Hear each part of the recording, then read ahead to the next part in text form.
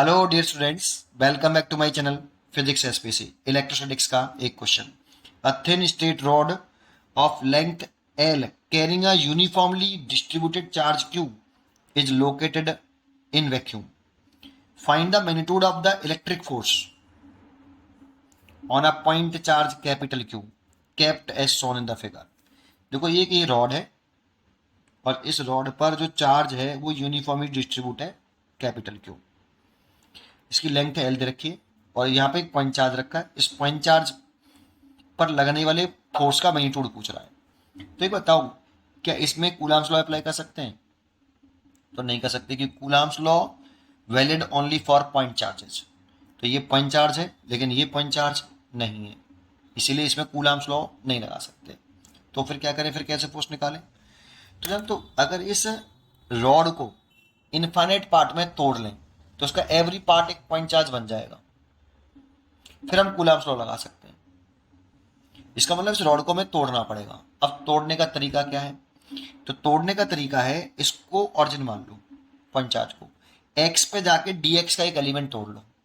तो एक्स पे जाके डीएक्स का एक एलिमेंट तोड़े, तो नया डायग्राम बना लेता हूं। यहाँ ये रॉड है और इस पे चार्ज डिस्ट्रीब्यूट है बेटा पूरे रॉड पर, और यहाँ एक पॉइंट चार्ज रखा है, एक कैपिटल क्यू।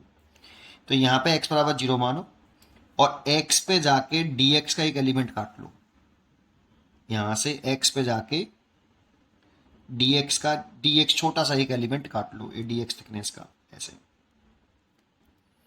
अब ऐसे इसमें बहुत सारे इनफाइनाइट पार्ट में तोड़ सकते हैं, लेकिन तोड़ने का तरीका एक्स पे जाके डीएक्स का एक छोटा सा पार्ट तोड़ लो। अब इस डीएक्स वाली पार्ट को हम पॉइंट चार्ज मान सकते हैं और पॉइंट चार्ज मान के कूलाम्स लगा सकते हैं, है ना। तो अब इस डीएक्स सेगमेंट पर कितना चार्ज होगा वो कैसे पता करें? तो देखो, तीन तरह की चार्ज डेंसिटियां होती हैं। एक होती है लीनियर चार्ज डेंसिटी। अगर चार्ज लेंथ पर डिस्ट्रीब्यूट होता हो तो लीनियर चार्ज डेंसिटी आती है। चार्ज पर यूनिट लेंथ, मतलब 1 मीटर लेंथ पे जो चार्ज डिस्ट्रीब्यूट होता है, इसे लीनियर चार्ज डेंसिटी बोलते हैं। और एक होती है सरफेस चार्ज डेंसिटी। अगर चार्ज सरफेस एरिया में डिस्ट्रीब्यूट हो रहा है तो इसे सिग्मा। एक होती है वॉल्यूम चार्ज डेंसिटी। अगर चार्ज वॉल्यूम में डिस्ट्रीब्यूट हो रहा है तो वॉल्यूम चार्ज डेंसिटी। बताओ इसमें चार्ज किस पर डिस्ट्रीब्यूट हो रहा है? लेंथ पर, इसीलिए लीनियर चार्ज डेंसिटी आएगी। तो मान लो, लेट कर लो कि लेमडा क्या है? लीनियर चार्ज डेंसिटी है, लीनियर चार्ज डेंसिटी। इसकी यूनिट होती है लेमडा कूलाम पर मीटर। इसका मतलब होता है 1 मीटर लेंथ पे कितना चार्ज, लेमडा। लेट कर लिया आपने, तो 1 मीटर लेंथ पर लेमडा चार्ज है, तो बताओ एल लेंथ पे कितना चार्ज होगा? तो एल लेंथ पे चार्ज तो क्यू लेट किया है, गिवन है यहाँ पे। तो क्यू इज इक्वल टू कितना होगा? 1 मीटर लेंथ पर लेमडा, तो एल लेंथ पे कितना? तो लेमडा एल। 1 मीटर लेंथ पर चार्ज लेमडा, तो एल लेंथ पे कितना चार्ज? तो एल लेमडा। और वो एल एल लेंथ पे कितना दे रखा है? क्यू गिवन है, कितना। ऐसे ही सिमिलरली कि 1 मीटर लेंथ पे चार्ज लेमडा है, तो डीएक्स लेंथ पे जो चार्ज होगा वो कितना हुआ? Lambda dx. तो इसे मान लेते हैं डी क्यू। मान लो इस स्मॉल सेगमेंट पे चार्ज है डी क्यू, तो डी क्यू की वैल्यू कैसे लिखेंगे? 1 मीटर लेंथ पे चार्ज लेमडा, तो डीएक्स लेंथ पे कितना? Lambda dx. और वो लेट किया है मैंने डी क्यू, तो डी क्यू लेमडा डीएक्स। और यहां से लेमडा की वैल्यू अगर लिखना चाहें तो ये ले सकते हैं क्यू अपॉन एल। तो ये ले सकते हो आप क्यू अपॉन एल। इसीलिए तो इसकी यूनिट यहाँ से भी लेमडा लिखो तो d Q by D x हो गया, चार्ज पर यूनिट लेंथ। ठीक है। अच्छा, अब इसमें कूलम्स लॉ लगा लूँ। अगर मैं इस स्मॉल चार्ज की वजह से इस पर फोर्स निकालूं तो वो इस तरह से रिपेल करेगा। स्मॉल फोर्स होगा डी एफ। कैसे? लाइन ज्वाइनिंग कर ली, तो स्मॉल फोर्स डी एफ की वैल्यू कितनी होगी? तो 1/4 पाई एप्सिलॉन नॉट। चाहो जैसे कैपिटल के लिख सकते हो, मैं के 1/4 पाई एप्सिलॉन नॉट ही लिख रहा हूँ। और दोनों चार्ज का मल्टीप्लाई, तो क्यू और डी क्यू ओवर इनके बीच की शॉर्टेस्ट सेक्शन कितनी मानी है? एक्स। एक्स पे जाके डी एक्स का एक एलिमेंट काटा था, तो एक्स स्क्वेयर। अब सोचो, अगर हम इस पर एलिमेंट बदल दें, इस डीएक्स को बदल दें, डीएक्स यहां काटें, इनफाइनाइट काट सकते हैं इसमें ऐसे, इसे यहां काटेंगे तो डी क्यू चार्ज इस पे, तो तब भी ये स्मॉल सेगमेंट के कारण इस पर फोर्स की दर्शन दिखाएं तो यही आएगी, बदल जाएगी। तो फोर्स की दर्शन चेंज नहीं हो रही। आप इस पर कोई सा भी स्मॉल एलिमेंट काट लो, फिर उस स्मॉल एलिमेंट की वजह से कैपिटल क्यू पर फोर्स की दर्शन दिखाओ, डायरेक्शन चेंज नहीं हो रही।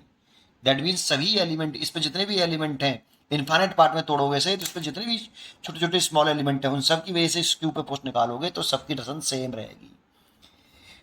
ठीक है, अब नेट फोर्स कैसे निकालें? ये तो स्मॉल एलिमेंट की वजह से फोर्स हो गया। नेट फोर्स कैसे निकालें? जब भी किसी ऑब्जेक्ट को इनफाइनाइट पार्ट में तोड़ना पड़े, फिर तोड़कर जोड़ना पड़े, तो मन में ख्याल इंटीग्रेशन का आना चाहिए। जब भी आप किसी ऑब्जेक्ट को इनफाइनाइट पार्ट में तोड़ो और फिर तोड़कर जोड़ो, आपने इस ऑब्जेक्ट को इनफाइनाइट पार्ट में तोड़ा फिर जोड़ा, तोड़ने की वजह क्या है? क्योंकि एक पॉइंट चार्ज नहीं है, पॉइंट चार्ज नहीं है तो कूलम्ब लॉ लगा नहीं सकते, लेकिन तोड़ लेंगे तो पॉइंट चार्ज बन जाएगा ये छोटा सा पार्ट, फिर कूलम्ब लॉ लगा सकते हैं। तो जोड़ते कब हैं? क्योंकि फोर्स वेक्टर क्वांटिटी है और जोड़ने का मतलब है डायरेक्शन सेम होना, तो सबकी डायरेक्शन सेम है तभी तो जोड़ सकते हैं ना, तो इंटीग्रेशन कर दो। तो total force on capital Q due to wire या रॉड, जो भी है ये, ठीक है। तो F is equal to integration d F, और इंटीग्रेशन डी एफ, तो इंटीग्रेशन डी एफ की वैल्यू कितनी है? 1/4 पाई एप्सिलॉन 0 क्यू, और डी क्यू की वैल्यू है lambda d x, lambda d x, d q की वैल्यू पुट कर दी लैम्डा डी एक्स, ये ओवर कितना? X square. लिमिट पुट कर दो, देखो पहले कॉन्स्टेंट टर्म बाहर निकालो, 1/4 पाई एप्सिलॉन 0 कॉन्स्टेंट है, कैपिटल क्यू कॉन्स्टेंट है और लैम्डा कॉन्स्टेंट है। इंटीग्रेशन एक्स स्क्वायर को ऊपर ले आओ तो -2 डी एक्स, तो लिमिट करनी है एक्स की। देखो यहाँ एक्स बराबर 0 है तो आपको पूरे रॉड की से निकालनी है ना, तो रॉड का इनिशियल एंड ये रहा और ये डिस्टेंस आपको दे रखी है यहाँ से यहाँ तक ए, तो बताओ यहाँ एक्स की वैल्यू कितनी है? यहाँ एक्स बराबर 0 तो यहाँ एक्स बराबर ए, और यहाँ एक्स बराबर इसकी ये लंबाई कितनी रखी है पूरी रॉड की? एल, तो यहाँ रॉड की लंबाई कितनी? एक्स बराबर ए प्लस एल, ये ऑरिजिन है ना, तो सभी डिस्टेंस यहाँ से नापेंगे तो इस एंड पर, रॉड के इस एंड पर एक्स कितना हुआ? ए, और इस एंड पर एक्स बराबर कितना हुआ? तो ए ये रहा और एल ये रहा, तो ए प्लस एल। तो पूरी रॉड की इसे निकालना है, रॉड यहाँ से शुरू हुई यहाँ खत्म हुई, इसलिए रॉड के लिए लिखेंगे तो ए से शुरू हो रही है और ए प्लस एल पर रॉड खत्म हो रही है। ये पूरी रॉड की वजह से पॉइंट चार्ज पे फोर्स हो गया, ठीक है ना। ये लिमिट पुट कर दी, लिमिट कैसे पुट की समझ में आया? अब इंटीग्रेशन कर दो। इंटीग्रेशन के लिए एक्स की पावर एन का फॉर्मूला लगाओ, डी एक्स की power n plus one upon n plus one, n does not equal to -1। Check करो एन की वैल्यू कितनी है? -2 पुट कर दो, तो 1/4 pi epsilon 0 Q lambda x की पावर -2 प्लस 1 एंड -2 प्लस 1, और लिमिट ए से ए प्लस एल। और सॉल्व करना हो तो आगे बढ़ा लो, 1/4 पाई एप्सिलॉन 0, देखो ये -1, ये -1 यहाँ आ गया, 2 में से एक घटाया तो -1 बचा तो वो यहाँ लिख लिया, और इसमें से घटाया तो एक्स की power -1, that means 1/x, limit हो गई ए से ए प्लस एल। एक स्टेप और बढ़ा देता हूँ, 1/4 pi epsilon 0 minus sign Q lambda, पहले अपर लिमिट पुट कर दो 1/a plus L minus lower limit 1/a, इस माइनस साइन का अंदर मल्टीप्लाई कर लो। नेक्स्ट पेज बताता हूँ, माइनस साइन का अंदर नेट मल्टीप्लाई कर लोगे तो 1/4 पाई एप्सिलॉन 0 क्यू लैम्डा और 1/a minus 1/a plus L.